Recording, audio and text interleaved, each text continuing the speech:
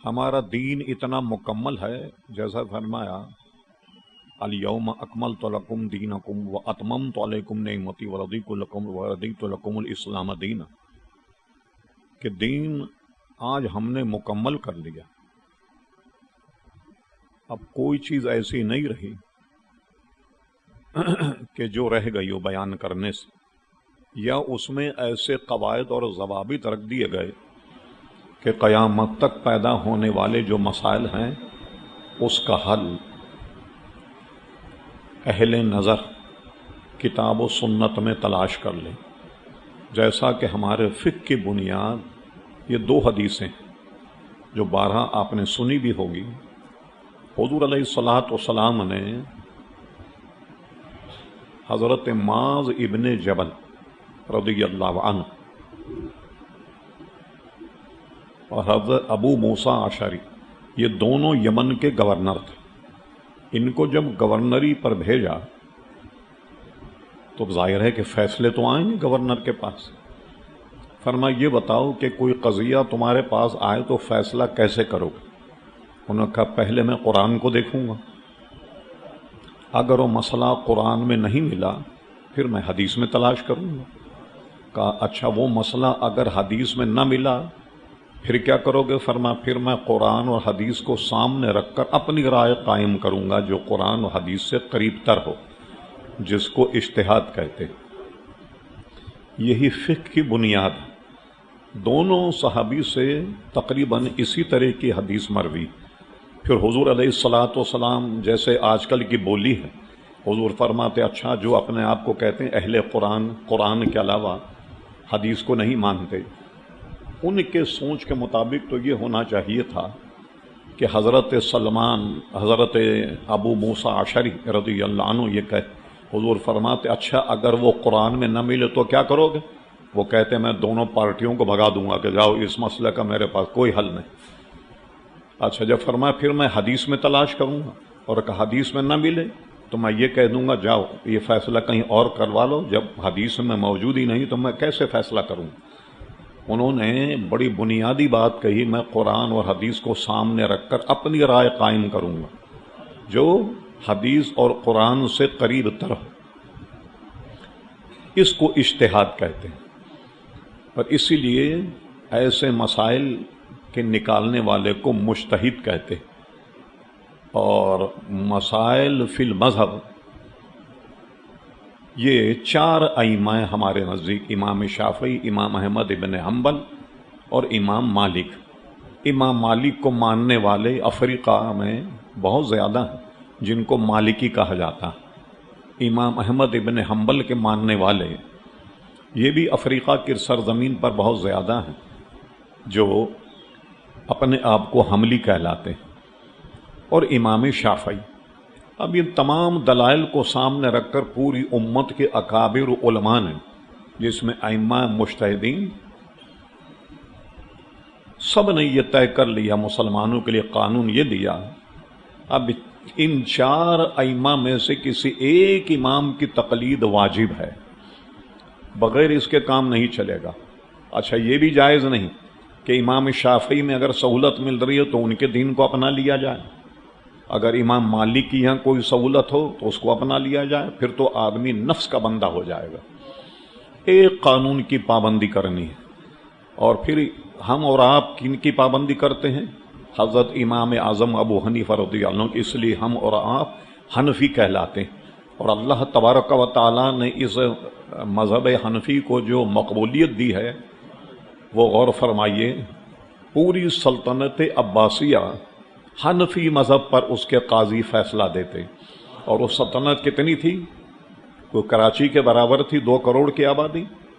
اس میں پورا سعودی عرب، پورا عراق، فارس، اور فارس کا مطلب کیا ہے کہ کوفہ اور بغداد سے لے کر آپ کے تاشقند، سمرقند تک، اور بلکہ سندھ تک، کیونکہ پہلی صدی میں محمد بن قاصد نے سندھ کو ملتان تک فتح کر لیا، یہاں تک ان کی حکومت تھی، اور تمام قاضی پابند تھے فقہ حنفی کے مطابق فیصلہ کرنے، اور جتنے بادشاہ گزرے ہیں مسلمان ہندوستان میں، افغانستان میں، یہ سب کے سب حنفی تھے۔ محمود غزنوی یہ بھی حنفی تھا، بلکہ میں نے جب کتاب لکھی امام اعظم ابو حنیفہ تو کئی کتابوں کا مطالعہ کیا تو مجھے یہ بھی ملا کہ محمود غزنوی خالی حنفی نہیں بلکہ مذہب حنفی پر اس کی 2 کتابیں بھی موجود۔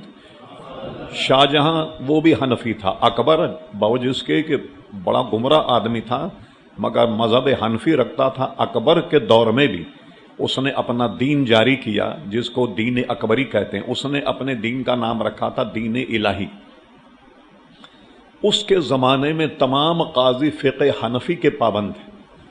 اکبر جیسے گمراہ کے دور میں بھی مسائل کا حل جو ہے وہ فقہ حنفی کی روشنی میں ہوتا۔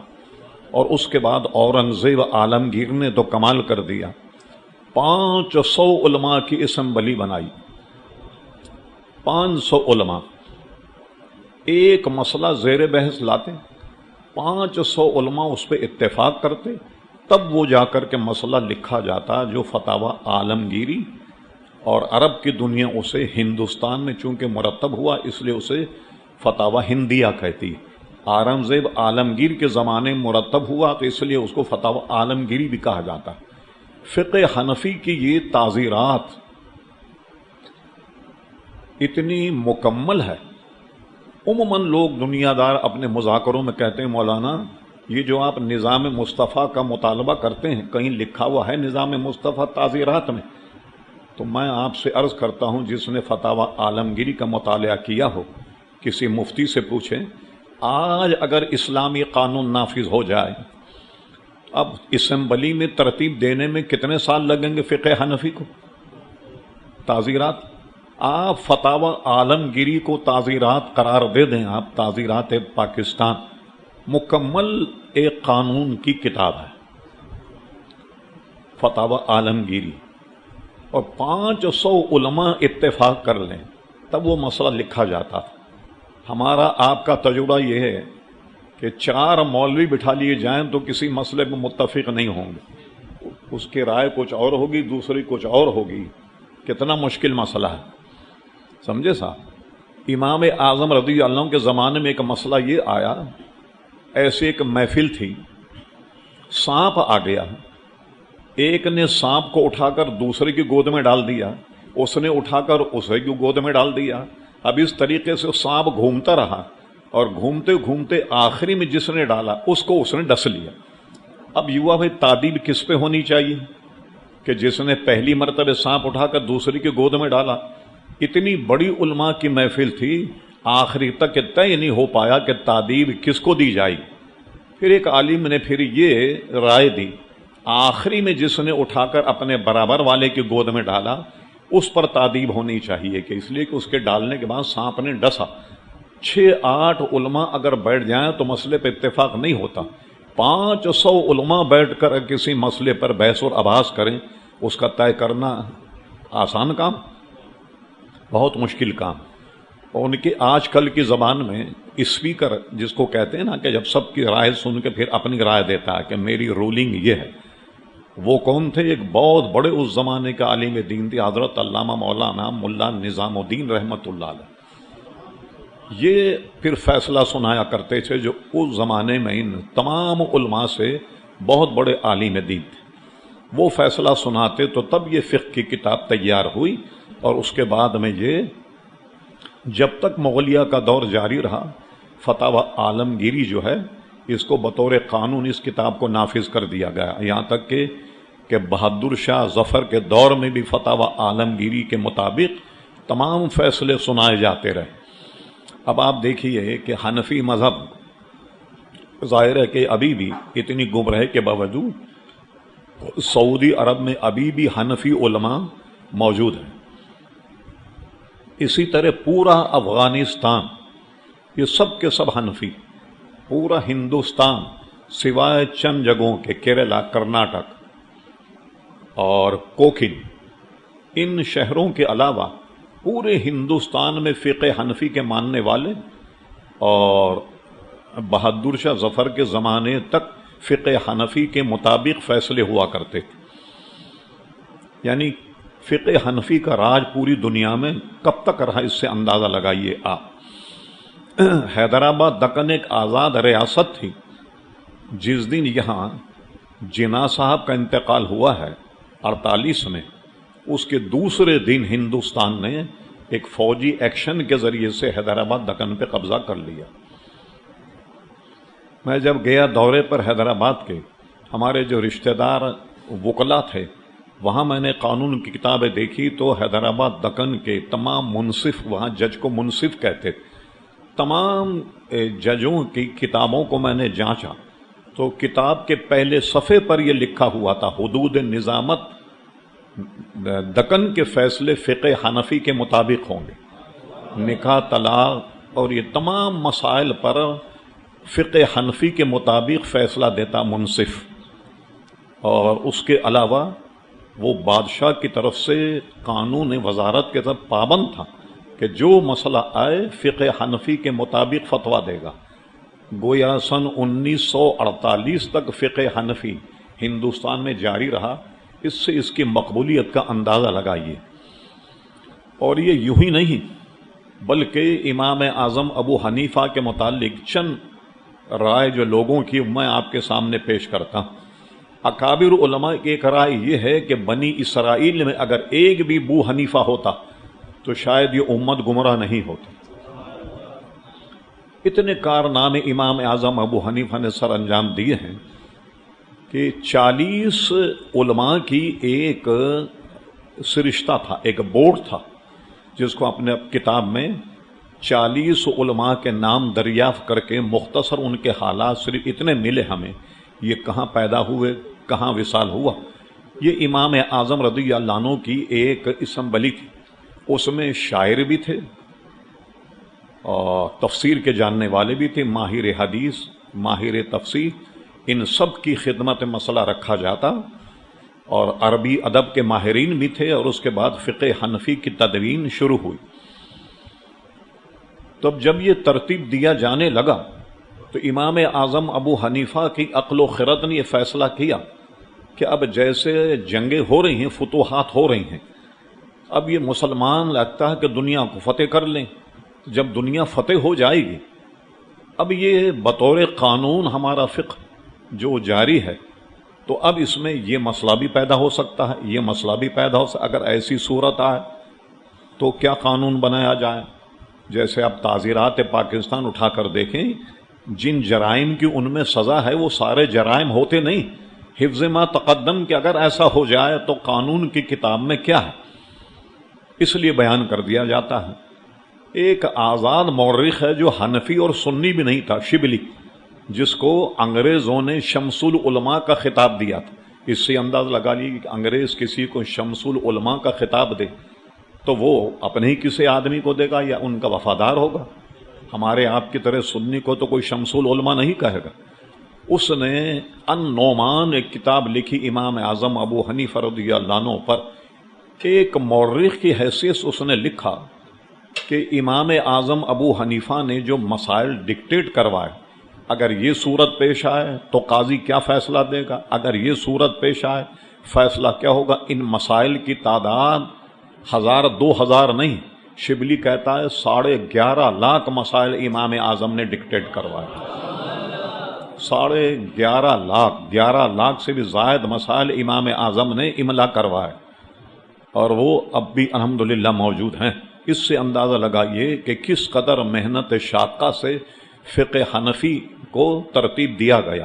حضرت ابو جعفر طحاوی شریف یہ حدیث کی کتاب ہے جو ہمارے یہاں درس نظامی میں پڑھائی جاتی۔ امام ابو جعفر طحاوی، اب اندازہ لگائی، یہ شافعی مذہب تھے، اپنے ماموں سے پڑھتے تھے، تو پڑھائی کے دوران ان کا رجحان فقہ حنفی کی طرف ہو گیا، طحاوی کا، امام طحاوی کا۔ تو اب کسی مسئلے میں جب بحث ہوتی تو ان کے ماموں امام شافعی کے مذہب کی تائید میں دلائل دیتے، اور حضرت ابو جعفر طحاوی یہ امام اعظم ابو حنیفہ کی تائید میں دلائل دیتے۔ ایک مرتبہ مسئلہ یہ آ گیا، ایک حاملہ عورت کا انتقال ہو گیا، ایک حاملہ عورت کا انتقال ہو گیا، بچہ پیٹ میں۔ امام شافعی کے نزدیک تو اس کی تدفین ہو جائے، اس کو غسل دینے کے بعد میں کفن پہنا کر قبرستان میں دفن کر دیا جائے۔ اور امام اعظم کا مذہب یہ ہے کہ پیٹ کاٹ کر بچے کو نکال لیا جائے۔ حسن اتفاق دیکھیے، ابو جعفر امام طحاوی کا جب جو ہوا وہ یہی کیس ہوا، ان کی والدہ حاملہ تھیں اور ان کا انتقال ہو گیا، تو انتقال ہونے کے بعد پیٹ چاک کر کے بچے کو نکال لیا گیا، وہ امام طحاوی بن گئے آگے چل۔ اب ماموں کی ان سے تکرار ہوئی، ماموں تھے شافعی، تو بھانجے نے یہ کہا بھائی میں تو اس مذہب کی تقلید کروں گا جس نے میری جان بچائی ہے، آپ کے امام نے تو مروا دیا تھا مجھے کہ بھائی حاملہ عورت کو دفن کر دیا جائے، تو آپ کے امام نے تو مروا دیا تھا مجھے، اور امام اعظم ابو حنیفہ کے فقہ نے مجھے زندگی عطا فرمائی، تو میں تو حنفی مذہب اختیار کروں گا۔ اور وہ حنفی مذہب اختیار کرنے کے بعد وہ اتنے بڑے عالم بنے کہ ان کی پوری دنیا میں طحاوی شریف جو ہے وہ مشہور ہے، اور یہ جو اکابر محدثین ان پہ ان کا شمار ہوتا، اور درس نظام بالاستیاب اس کو پڑھایا جاتا تاکہ ہمارے طلبہ حنفی مذہب جو ہے اس کو پڑھ لے۔ تو اسی طرح امام اعظم ابو حنیفہ رضی اللہ تعالی عنہ کا فقہ ساری دنیا میں مشہور، بڑی معذرت کے ساتھ کوشش کرتے ہیں کہ تلخیوں سے بچ جائیں، لیکن اپنے لوگوں کو سمجھانا یہ ہمارے فرائض میں سے۔ عموماً ہم جو نماز پڑھتے ہیں اہل حدیث یا دوسرے حضرات ہم پر یہ فتویٰ لگاتے ہیں کہ بھئی یہ تو وہ نماز نہیں پڑھتے جو حضور علیہ السلام پڑھتے تھے، یہ تو اپنی ایک الگ نماز پڑھتے ہیں، حنفی نماز ہے یہ، محمدی نماز تو نہیں، یہ انہیں سجدہ سہو ہو گیا، کبھی انہیں جاننے کی کوشش ہی نہیں۔ مثلاً کیا ہے، ہم رفع دین نہیں کرتے، اہل حدیث حضرات جو ہیں وہ رفع دین کرتے ہیں، امام شافعی کے ماننے والے بھی رفع دین کرتے ہیں، امام شافعی کے ماننے والے جو رفع دین کرتے ہیں ان سے ہمیں کوئی اعتراض نہیں، بالکل، اس لیے کہ وہ مذہب ہے، اسے ہم بھی حق مانتے ہیں، وہ اگر رفع دین کریں ہمیں کوئی اعتراض نہیں۔ بلکہ ہمارے علماء نے یہ بھی لکھا کہ ہم کسی ایسی جگہ چلے جائیں کہ جہاں شافعی مذہب کا امام اور ہمارا امام نہیں ہو ہمارے مذہب کا، اور وہ اگر ہمارے مسائل کی رعایت کرے تو ہم امام شافعی کے ماننے والے کے پیچھے نماز پڑھ لیں۔ اور زندہ ثبوت دیکھیے، آج کراچی میں آپ کے ذہن میں ہی کہیں شافعی مسجد ہو جہاں شافعی امام ہو، کہیں پوری کراچی میں الا ماشاءاللہ یہ کوکنگ سوسائٹی ہے، یہاں سے آگے جائیں وہاں ایک مسجد شافعی حضرات کی ہے جہاں کوئی شافعی حضرات وہاں جا کر اپنے طریقے کے مطابق نماز پڑھتے ہیں، ورنہ جتنے شافعی وہ حنفی ائمہ کے پیچھے نماز پڑھتے ہیں۔ تو معلوم ہے کہ ہمیں شافعیت اور حنفیت کا جھگڑا نہیں، لیکن یہ جو کہتے ہیں نا لوگ کہ ہم لوگ وہ نماز نہیں پڑھتے اور رسول اللہ صلی اللہ علیہ وسلم پڑھا کرتے تھے، یہ بات اصل میں درست نہیں ہے۔ اب ہم اس کی ایک دو باتیں بیان کرتے ہیں۔ بعض لوگ کہتے ہیں یہ مسئلہ گھڑا ہوا ہے، ہم نے پوری کتابوں کی اسٹڈی کر کے 10 کتابوں سے یہ مسئلہ نکال کر لکھ کر کے رکھا، اور یہ مسئلہ کیا ہے کہ یہ حضرت امام اعظم ابو حنیفہ رضی اللہ عنہ ایک مرتبہ مکہ مکرمہ پہنچے تو حرم شریف میں ایک بہت بڑے امام تھے، امام اوزاعی۔ اگر ان کے شاگرد ترقی کرتے تو آج جیسے 4 مذہب ہیں تو 5 مذہب ہوتے، مگر ان کے شاگردوں نے اتنی ترقی نہیں کی کہ جتنے امام شافعی، امام احمد ابن حنبل کے شاگرد جو تھے انہوں نے ترقی کی۔ تو وہاں حرم شریف میں امام اعظم سے ملاقات ہو گئی۔ اب دونوں بزرگوں میں تعارف ہوا تو انہوں نے کہا میں ابو حنیفہ، فرما وہ جو کوفے کے رہنے والے، انہوں نے کہا ہاں، فرمایا تو تم لوگ رفع دین کیوں نہیں کرتے؟ انہوں نے کہا کوئی صحیح حدیث اس معاملے میں حضور سے ثابت نہیں۔ امام صاحب نے فرمایا یہ کیسے کہتے ہو کہ ثابت نہیں؟ انہوں نے کہا میں حدیث بیان کرتا ہوں۔ فرما بیان کرو حدیث۔ انہوں نے حدیث بیان کی کہ میں نے امام زہری سے سنا، امام زہری فرماتے تھے میں نے حضرت سالم بن عبداللہ سے سنا، یہ سالم بن عبداللہ حضرت عمر رضی اللہ عنہ کے پوتے، ان سے میں نے سنا کہ حضور علیہ السلام رفع دین کیا کرتے تھے۔ فرما اچھا اپنی حدیث بیان کریں آپ؟ فرما سنو، میں نے حدیث سنی اپنے استاد حضرت امام حماد سے، حضرت امام حماد نے حدیث سنی اپنے وقت کے بہت بڑے عالم حضرت ابراہیم نخعی کہ جو تابعی بھی تھے، انہوں نے حدیث بیان کی کہ میں نے اس کو سنا حضرت علقمہ سے، حضرت اسود سے، اور ان دونوں نے سنا حضرت عبداللہ ابن مسعود سے حضور علیہ السلام رفع دین نہیں کرتے، ہاں کب کرتے؟ جب نماز کو شروع کرتے، جس کو ہم کہتے ہیں تکبیر تحریمہ، بس یہ وہ رفع دین کرتے، اس کے بعد پوری نماز میں رفع دین نہیں کرتے۔ امام اوزاعی نے کہا اچھا یہ بتائیے پھر میری حدیث پر آپ کی حدیث کو فوقیت کیسے ہو گئی؟ فرما سنی فوقیت اس طریقے سے ہوئی، حضرت عبداللہ ابن عمر جن سے حضرت سالم نے حدیث بیان کی، وہ اس وقت بچے تھے، اور حضور کے زمانے میں بچے پچھلی صف میں کھڑے ہوا کرتے تھے۔ ایسے آج بھی ہم کہتے ہیں بھائی بچوں کو لائیں تو ذرا خیال رکھیں کہ اپنے ساتھ کھڑا کریں، اتنے چھوٹے بچے نہ ہوں کہ جناب آ جائیں تو کہیں کوئی غلاظت کر دیں مسجد میں تو ساری دریا اور مسجد دھونی پڑ جائے۔ تو اب لوگ اس کا ہمیں الزامی جواب یہ دیتے ہیں بھائی آپ ہی لوگ تو کہتے ہیں کہ بچوں کو لایا کرو، بھائی ہم لوگ یہ تھوڑی کہتے ہیں بچوں کو لایا کرو تاکہ مسجد میں پیشاب کریں، پوری دریوں کو دھویا جائے، مسجد کو دھویا جائے۔ سمجھدار بچے ہوں تو مسجد لا تاکہ وہ بھی نمازی بن جائیں، مگر چھوٹے بچوں کو لانے سے اس لیے پرہیز کرو، یا تو نمازی کے سامنے سے دوڑیں گے، نماز خراب کریں گے، لوگ اس طرف متوجہ ہوں گے، توجہ ہٹ جائے گی۔ اس لیے حضور کے زمانے میں جو صغیر سن صحابہ تھے، بچے، وہ پیچھے کھڑے ہوا کرتے۔ فرمایا حضرت عبداللہ ابن مسعود جو ہماری روایت میں وہ جوان تھے اور وہ حضور کے پیچھے کھڑے ہوا کرتے تھے۔ تو اب یہ بتاؤ کہ جو حضور کے پیچھے کھڑا ہو وہ حضور کی نماز کو وہ زیادہ جانتا ہے یا جو پچھلی صف میں ہے وہ زیادہ جانتا ہے، اور ہو بھی وہ بچہ؟ فرمایا اس لیے تمہاری حدیث پر میری حدیث کو فوقیت ہے کہ ہماری حدیث میں راوی ہیں حضرت عبداللہ ابن مسعود، اور وہ حضور علیہ السلام کے زمانے میں جوان تھے اور وہ پہلی صف میں ہوا کرتے۔ تو جو پہلی صف میں وہ اپنی حضور کی نماز کو زیادہ جانے گا، یا وہ بچہ جو پچھلی صف میں وہ حضور کی نماز کو زیادہ جانے؟ امام اوزاعی خاموش ہو گئے۔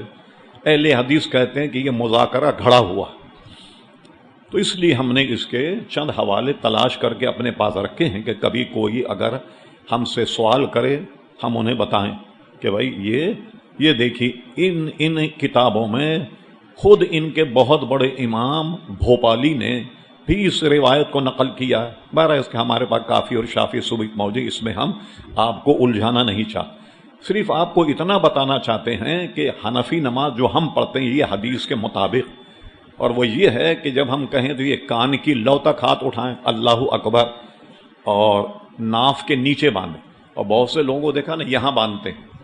اگر وہ شافعی ہے تو ہمیں کوئی اعتراض نہیں، اگر وہ شافعی، لیکن اپنی اٹکل سے اگر کرتا ہو کہ میں نے حدیث کو سمجھ کر خود عمل کرنا شروع کیا، یہ بھی یاد رکھیے آپ، ہمارے یہاں علماء نے اور ائمہ نے اس کی اجازت نہیں دی کہ حدیث پڑھ کر خود مسئلہ نکال لیا جائے، یہ جائز نہیں۔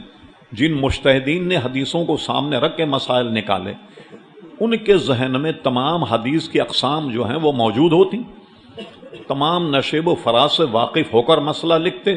تو ہم میں اتنا علم نہیں ہے کہ ہم حدیث کو دیکھ کر کہیں کہ بھئی ہم نے یہ طے کیا ہے کہ یہ مسئلہ نکالا جائے۔ اچھا اس کے علاوہ بھی، اور آج کی گفتگو تھوڑی سی تلخ بھی ہے، یہ میں پہلے آپ سے عرض کر دوں۔ اچھا اب ہم کیا کرتے ہیں، ہاتھ کہاں باندھتے ہیں؟ ہمارا صحیح مذہب کیا ہے؟ تحت السرہ، ناف کے نیچے باندھیں۔